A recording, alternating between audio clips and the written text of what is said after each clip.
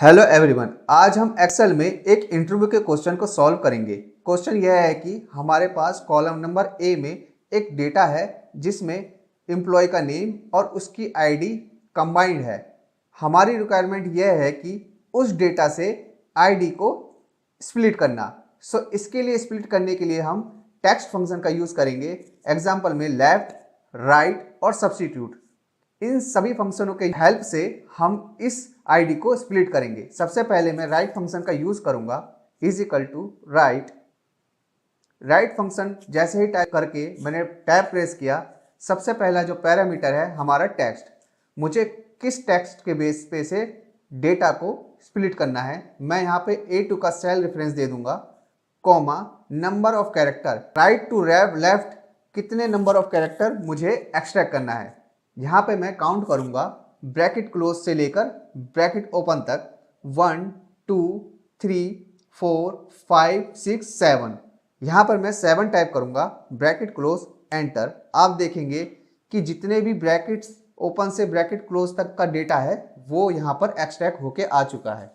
जैसे ही मैं यहाँ पे कंट्रोल डी के साथ ड्रैग एंड डाउन करूंगा तो आप देखेंगे कि अदर डेटा के बेस पे भी जो भी ब्रैकेट में डेटा था एक्सट्रैक्ट होके हमारे कॉलम नंबर ई में आ चुका है। बट मेरी रिक्वायरमेंट केवल डिजिट डेटा यानी कि जो भी नंबर डेटा है उसे ही एक्सट्रैक्ट करना है। मैं यहाँ पर सबसे पहले 7 डिजिट ना लेके 6 डिजिट तक का डेटा ले लेता हूँ, बिकॉज मुझे ओपन ब्रैकेट नहीं लेना। यहाँ पे मैं 6 टाइप करता हूँ, एंटर। तो आप देखेंगे कि जो ओपन ब्रैकेट है वो एक्सट्रैक्ट होके नहीं आया, बट हमारे पास क्लोज ब्रैकेट है। इसे रिमूव करने के लिए मैं सब्स्टिट्यूट फंक्शन का यूज करूंगा। सब्स्टिट्यूट में जो सबसे पहला पैरामीटर है टेक्स्ट, मैं यहाँ पे उस फंक्शन को एज इट इज रखूंगा। देन कोमा ओल्ड टेक्स्ट में मैं डबल कोटेड में क्लोज ब्रैकेट टाइप करूंगा।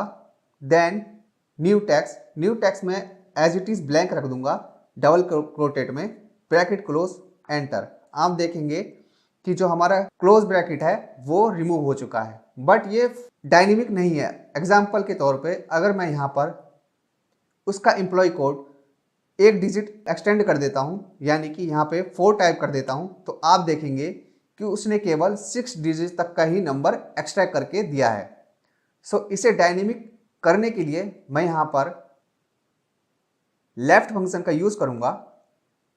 लेफ्ट फंक्शन में मैं टेक्स्ट का रेफरेंस दूंगा जो कि है हमारा A2। Then find function use करूंगा।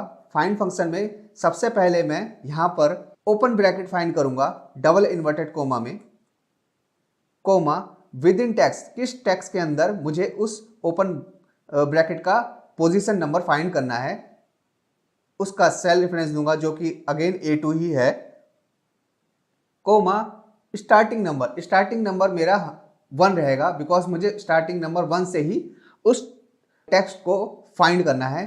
Then 1 bracket close enter. आप देखेंगे कि उसने ब्रैकेट ओपन तक का जितना भी डेटा है उसे एक्सट्रैक्ट करके यहां पर शो कर दिया है। अगेन सब्स्टिट्यूट फंक्शन का यूज करूंगा। सब्स्टिट्यूट, यहां पर फर्स्ट पैरामीटर है टेक्स्ट, उसका रेफरेंस दूंगा मैं A2। Then coma old text में मैं उस फंक्शन को रखूंगा जिसके बेस पे मैंने ब्रैकेट ओपन तक का डेटा एक्सट्रैक्ट किया था। देन कोमा न्यू टेक्स्ट में मैं यहां पर ब्लैंक रख दूंगा, बिकॉज मुझे ये जो ओल्ड टेक्स्ट है इसको ब्लैंक से रिप्लेस करना है। Bracket close enter. आप देखेंगे कि जो हमारा एम्प्लॉय आईडी है वो डायनेमिकली एक्सट्रैक्ट हो चुका है, बट यहां पर हमारे पास क्लोजिंग ब्रैकेट भी अवेलेबल है। इसे मैं अगेन रिमूव करने के लिए सब्स्टिट्यूट फंक्शन का यूज करूंगा। सब्स्टिट्यूट फंक्शन में मैं एज इट इज इसे टेक्स्ट के जो पैरामीटर है उसमें रखूंगा। Then comma double inverted comma में close bracket comma blank, because मुझे इसे रिमूव करना है तो इसके लिए मैं ब्लैंक रखूंगा।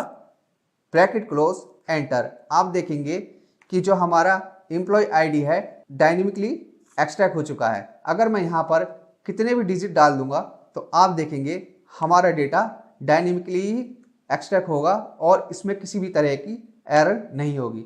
बट जो हमने राइट फंक्शन यूज़ किया था उसमें केवल 6 डिजिट ही एक्सट्रैक्ट होगा, जो कि गलत है।